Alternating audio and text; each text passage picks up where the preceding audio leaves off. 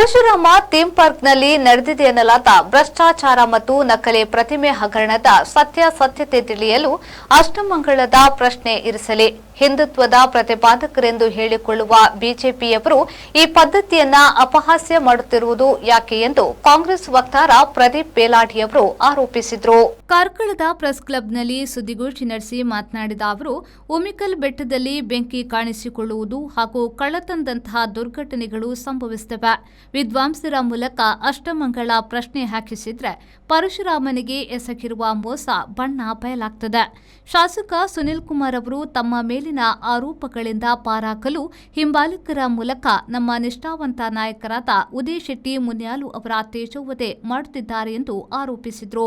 Parashurama theme park ಇರುವುದು ಬೈಲೂರಿನಲ್ಲಿ ಕಾರ್ಕಳ ಕ್ಷೇತ್ರದಲ್ಲಿ. ಅದಕ್ಕೆ ಇಡೀ ಕಾರ್ಕಳ ಕ್ಷೇತ್ರಕ್ಕೆ ಸಂಬಂಧಪಟ್ಟಂತಹ ಒಂದು ಪರಶುರಾಮ ಥೀಮ್ ಪಾರ್ಕಿಗೆ ಎಲ್ಲರೂ ಜನರು ಸೇರಿ ಅಲ್ಲಿ ಅಷ್ಟಮಂಗಲ ಧಾರ್ಮಿಕ ಮುಖಂಡರನ್ನ ಒಟ್ಟು ಸೇರಿಸಿ ಅದು ಏನು ಈ ರೀತಿ ಅಲ್ಲಿ ಯಾಕೆ ಪದೇ ಪದೇ ಒಂದು ಘಟನೆಗಳಾಗ್ತಾ ಇದೆ. ಪ್ರತಿಮೆಯನ್ನ ಸ್ಥಾಪನೆ ಮಾಡಿದ್ರು, ಆನಂತರ ಆ ಪ್ರತಿಮೆ ನಕಲಿ ಅಂತ ಆಯ್ತು, ಅದರ ಸೊಂಟದ ಮೇಲ್ಭಾಗ ಮುಂದೆ ಎಲ್ಲ ಕಳ್ಳತನ ಆಯ್ತು. ಈಗ ಯಾಕೆ ಆಗ್ತಾ ಉಂಟು, ಮತ್ತೆ ಅಲ್ಲಿ ಕಳ್ಳತನ ಆಗಿದೆ. ಈ ರೀತಿಯ ದುರ್ಘಟನೆಗಳು ಪದೇ ಪದೇ ಉಮಿಕಲ್ ಬೆಟ್ಟದ ಮೇಲೆ ಯಾಕೆ ಸಂಭವಿಸ್ತಾ ಇದೆ? ಮೊನ್ನೆ ಒಂದು 6 ತಿಂಗಳು ಮುಂಚೆ ಕಳೆದ ಇದರಲ್ಲಿ ಇರಬೇಕು, ಬೇಸಿಗೆಯಲ್ಲಿ ಇರಬೇಕು, ಅಲ್ಲಿ ಬೆಂಕಿ ಬಿದ್ದಂತಹ ಒಂದು ವರದಿಯನ್ನು ನಾವು ನೋಡಿರ್ಬೋದು ಮಾಧ್ಯಮದಲ್ಲಿ. ಈ ರೀತಿಯಲ್ಲಿ ಯಾಕೆ ಇಂತಹ ಕೆಟ್ಟ ದುರ್ಘಟನೆಗಳು ಆಗ್ತಾ ಇದೆ ಅನ್ನುವುದರ ಬಗ್ಗೆ ಒಂದು ಅಷ್ಟಮಂಗಲ ಪ್ರಶ್ನೆಯನ್ನ ಹಾಕ್ಬೇಕಂತ ಕೇಳಿದ್ರೆ ಏನ್ ತಪ್ಪಿದೆ? ಈಗ ನಮ್ದೇ ಒಂದು ತುಳುನಾಡಿನ ದೈವ ದೇವರನ್ನು ನಂಬುವವರು ನಮ್ಮ ಕುಟುಂಬಗಳಲ್ಲಿ ನಮ್ಮ ಮನೆಗಳಲ್ಲಿ ಏನಾದ್ರೂ ಒಂದು ಸಮಸ್ಯೆ ಆದಾಗ ಇದು ಏನ್ ಸಮಸ್ಯೆ ಆಯ್ತು ಅಂತ ಕೇಳೋ ಒಂದು ಜ್ಯೋತಿಷ್ಯ ಬಳಿ ಹೋಗಿ ಕೇಳೋದು ನಮ್ದು ಒಂದು ಸಂಪ್ರದಾಯ. ಅದು ಅದೇ ರೀತಿ ಊರಿಗೆ ಒಂದು ಏನಾದ್ರು ದೇವಸ್ಥಾನಕ್ಕೆ ಅಥವಾ ಇನ್ಯಾವುದೋ ಒಂದು ಧಾರ್ಮಿಕ ಕ್ಷೇತ್ರಗಳಿಗೆ ಒಂದು ಸಂಬಂಧಪಟ್ಟ ಇದಕ್ಕೆ ಏನಾದ್ರೂ ಒಂದು ತೊಂದರೆಗಳಾದಾಗ ಅದಕ್ಕೆ ಸಂಬಂಧಪಟ್ಟ ಧಾರ್ಮಿಕ ಪಂಡಿತರನ್ನ ಕರೆದು ಅಷ್ಟಮಂಗಲ ಪ್ರಶ್ನೆಯನ್ನ ಹಾಕಿ ಅದನ್ನ ಒಂದು ಅದಕ್ಕೇನು ನಿಮಿತ್ ಮಾಡ್ಬೇಕು, ಅದನ್ನೆಲ್ಲ ಮಾಡ್ಬೇಕೇನು ಅಂತ ಒಂದು ಸಹಜವಾದಂತಹ ಒಂದು ಮಾತನ್ನು ಉದಯ್ ಶೆಟ್ಟಿ ಮುನಿಯಾಳರವರು ಹೇಳಿದ್ದಾರೆ. ಅದನ್ನ ಬಗ್ಗೆ ಅಪಹಾಸ್ಯ ಮಾಡುವಂತಹ ಆ ಮಾತನ್ನು ಹೇಳಿದ ಯೂತ್ ಕಾಂಗ್ರೆಸ್ ಅಧ್ಯಕ್ಷರಾದ ಸೂರಜ್ ಶೆಟ್ಟಿ ನಕ್ರಿ ಅವರು ಮಾತನಾಡಿ, ಅಸಲಿ ಪ್ರತಿಮೆ ವಿಚಾರದಲ್ಲಿ ಬಿಜೆಪಿ ಆತ್ಮಸಾಕ್ಷಿಯಿಂದ ಸ್ಪಷ್ಟನೆ ನೀಡಲಿ. ಇದು ಪ್ರವಾಸಿ ತಾಣವಾಗಿದ್ರೆ ಪರಶುರಾಮನ ಪಾದದ ಅಡಿಯಲ್ಲಿ ತುಳುನಾಡಿನ ದೈವಗಳನ್ನು ಚಿತ್ರಿಸಿ ಭಕ್ತರ ಭಾವನೆಗೆ ಅಪಮಾನ ಮಾಡಿದ್ದೇಕೆ ಎಂದು ಪ್ರಶ್ನಿಸಿದರು.